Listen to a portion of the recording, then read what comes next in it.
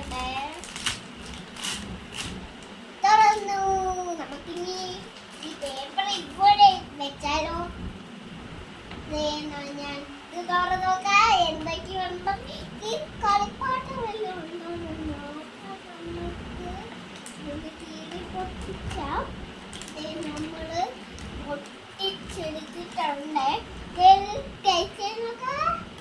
നമ്മൾക്ക് എടുത്തിട്ടുണ്ട്.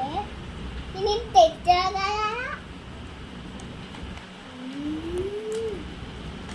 നമ്മ